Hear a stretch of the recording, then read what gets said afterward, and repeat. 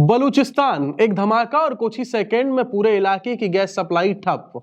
लेकिन ये सिर्फ एक ब्लास्ट नहीं था, बल्कि एक संदेश था, एक रणनीति थी और शायद एक नई तरह की जंग भी।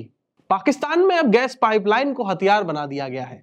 नमस्कार, आप देख रहे हैं न्यूज फीड और मैं शिवम यादव हूं आपके साथ। पाकिस्तान के बलूचिस्तान प्रांत में क्वेटा के पास एक बड़ी नेचुरल गैस पाइपलाइन को बम से उड़ा दिया गया। यह पाइपलाइन करीब 18 इंच चौड़ी और मुख्य सप्लाई पाइपलाइन थी।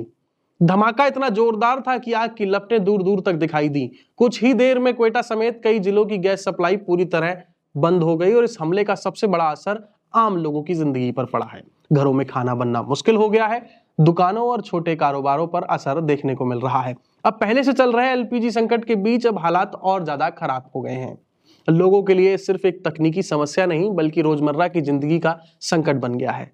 अब सबसे बड़ा सवाल यह है कि क्या यह सिर्फ एक आतंकी हमला था या फिर एनर्जी सिस्टम को निशाना बनाने की सोची समझी रिपोर्ट्स के मुताबिक ये साफ तौर पर सॉबटेज था, यानी कि सुनियोजित साजिश लग रही है, क्योंकि बलूचिस्तान में लंबे समय से अलगाववादी और उग्रवादी समूह सक्रिय हैं। ये समूह अक्सर सरकारी इंफ्रास्ट्रक्चर जैसे गैस पाइपलाइन को ही निशाना बनाते रहे हैं। अब इस हमले को एक नए नजरिए से देखा जा रहा है। जब एनर्जी ही हथियार बन जाए और पाइपलाइन को उड़ाकर पूरे शहर को ठप कर दिया जाए, तो ये सिर्फ हमला नहीं बल्कि एनर्जी वॉरफेयर का नया रूप बन जाता है, यानी बिना सीधी जंग लड़े देश की लाइफलाइन को ही निशाना बनाना।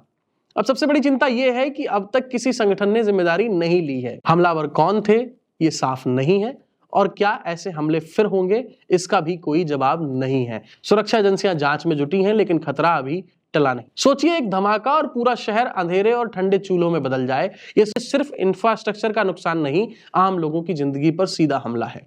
तो क्या अब जंग सिर्फ बॉर्डर पर नहीं बल्कि ऊर्जा संसाधनों पर भी लड़ी जाएगी? और क्या आने वाले समय में ऐसे हमले और बढ़ सकते हैं? फिलहाल पाकिस्तान में यह धमाका एक बड़े खतरे की ओर इशारा कर रहा है। ऐसे ही हर बड़ी और गहराई वाली खबर के लिए बने रहिए न्यूज फीड के साथ। मैं शिवम यादव हूं आपके साथ। फिलहाल के लिए इतना ही, मिलते हैं अगली खबर में, तब तक के लिए नमस्कार।